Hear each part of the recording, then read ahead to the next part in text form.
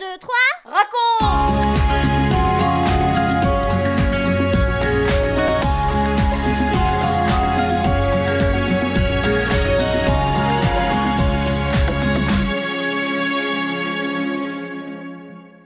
Bonjour les garçons, bonjour les filles, bonjour les parents et tous les amis. Aujourd'hui, c'est notre 72e émission 1, 2, 3, raconte.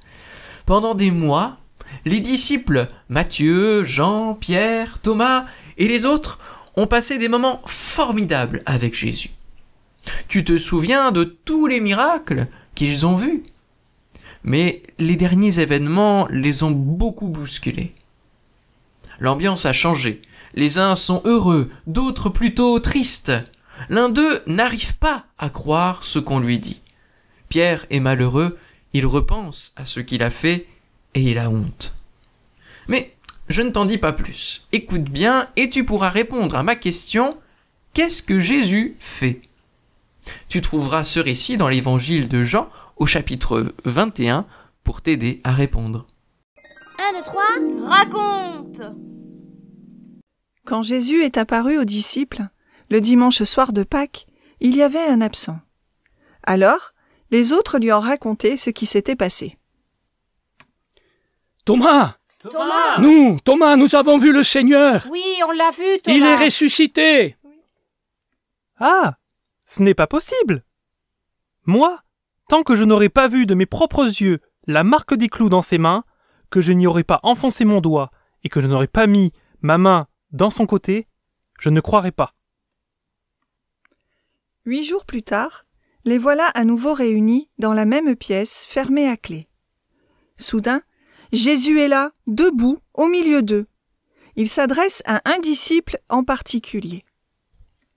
Thomas, regarde mes mains. Avance ici ton doigt, dans la marque des clous. Avance aussi ta main et... Tiens, mets-la dans mon côté. Tu vois? C'est bien moi. Alors, Thomas, arrête de douter et crois que je suis vivant. Tu es mon Seigneur et mon Dieu. Thomas, tu crois parce que tu m'as vu. Mais je te dis que tous ceux qui croiront en moi sans m'avoir vu seront vraiment heureux.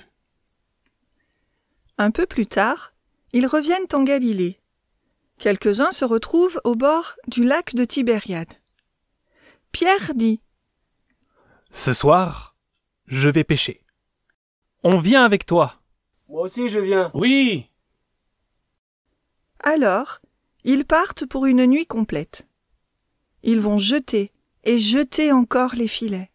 C'est un travail très fatigant. Le lendemain matin, épuisés, découragés, ils se disent « Eh bien, tout ça pour rien? On a travaillé toute la nuit et on n'a rien pris? Il est temps de rentrer.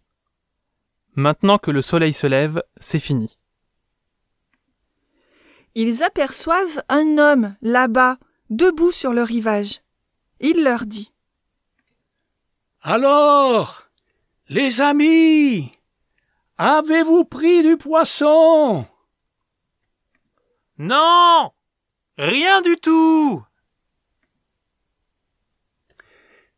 Jetez donc le filet du côté droit de la barque. Vous ferez une bonne pêche. Une bonne pêche, c'est difficile à croire. Mais ils obéissent. Et voilà que le filet s'enfonce et se met à grouiller de poissons.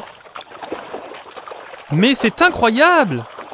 Il est tellement plein qu'on n'arrive pas à le hisser à bord. Jean se souvient. Ils ont déjà vécu un semblable miracle. C'est le jour où Jésus avait dit à Pierre « Tu seras un pêcheur d'hommes ». Il s'approche de Pierre et lui dit « Hé! C'est le Seigneur! » Aussitôt, Pierre saute par-dessus bord et part à la nage. Les autres le suivent plus lentement avec la barque, en tirant le filet plein de poissons. L'inconnu a préparé un feu de braise sur lequel grille déjà du poisson. Cette délicieuse odeur réveille l'appétit des pêcheurs. Il leur dit: Apportez-moi encore quelques poissons. Ils tirent le lourd filet sur le rivage. Il y a une telle quantité de poissons qu'il devrait se déchirer. Mais non, le filet tient bon. Voyons, combien il y en a? Ils commencent à compter les poissons, tout ruisselants et brillants, qui se tortillent sur les planches du bateau. 10, 15, 32, 54, 90, 100, 125. Et voilà le dernier, 153.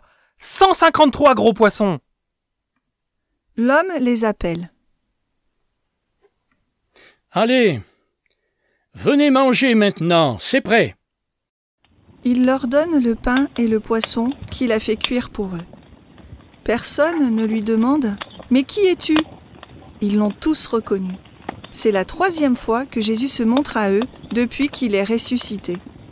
Quel bonheur ce casse-croûte dans le calme et l'air frais du matin, en présence du Seigneur. C'est un moment inoubliable. Le repas terminé, Jésus s'adresse à Pierre. M'aimes-tu plus que les autres?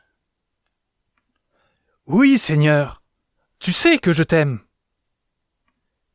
Tu vas prendre soin de mes agneaux. Jésus lui demande à nouveau. Pierre, m'aimes-tu? Oui, Seigneur, tu sais que je t'aime. Tu vas être le berger de mes brebis. Et pour la 3e fois, Jésus lui demande. Pierre, m'aimes-tu? Pierre devient très triste, car c'est la 3e fois que Jésus lui pose la question. Il a honte. En effet, il n'a jamais oublié cette nuit terrible où il a déclaré à 3 reprises ne pas connaître le Seigneur. Il a été lâche 3 fois. Il l'a renié alors qu'il avait affirmé si fièrement qu'il l'aimait plus que les autres et qu'il était prêt à mourir pour lui. Pierre est malheureux. Il regrette sincèrement d'avoir trahi celui qu'il aime de tout son cœur. Il répond humblement. Seigneur, tu sais, je n'ai rien à te cacher. Tu sais que je t'aime.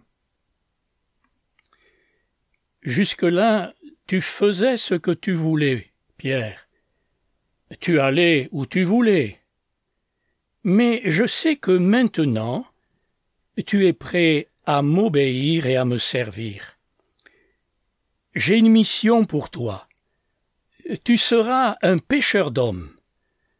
Tu vas leur annoncer qu'ils doivent se repentir et croire que je suis mort et ressuscité pour qu'ils soient pardonnés, et comme un fidèle berger, tu prendras soin de ceux qui veulent me suivre. Pierre est heureux et en paix. Il sait que Jésus l'a pardonné et qu'il lui offre une autre vie. Il va servir son Seigneur avec force et courage toute sa vie. Il n'est plus le même homme.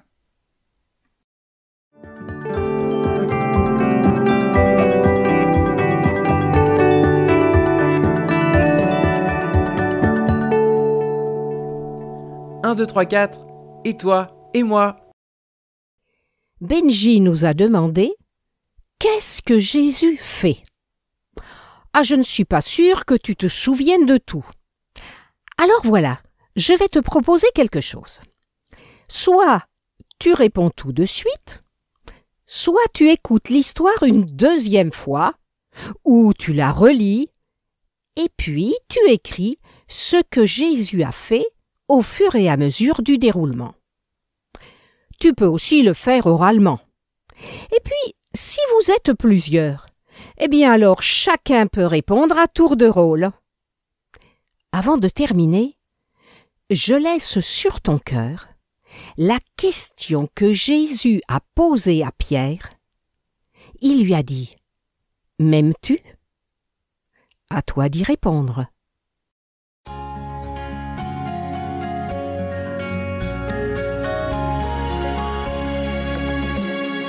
4, 3, 2, 1 et nous les parents. dans l'échange avec vos enfants, mettez bien en évidence la patience et l'amour de Jésus pour ses disciples, en dépit de leurs doutes, de leur maladresse, de leur peur des autres, de leur honte. Les enfants connaissent aussi des moments de doute. Ils peuvent se décourager, ne pas se sentir dignes du Seigneur. Et pourtant, ils l'aiment et désirent le suivre, mais peut-être il manque aussi de courage devant leurs camarades. L'attitude de Jésus envers Thomas et envers Pierre constitue un profond encouragement pour les enfants, tout comme pour nous. Vous venez de suivre l'émission 1, 2, 3 raconte avec Françoise et Michel Zanellato, Benjamin Lamotte, Céline Girardi, Baptiste Roland, Erwan, Yuna et la collaboration de Vital Radio ainsi que 365histoire.com. Si vous avez aimé cette émission, n'hésitez pas à la partager autour de vous. À bientôt!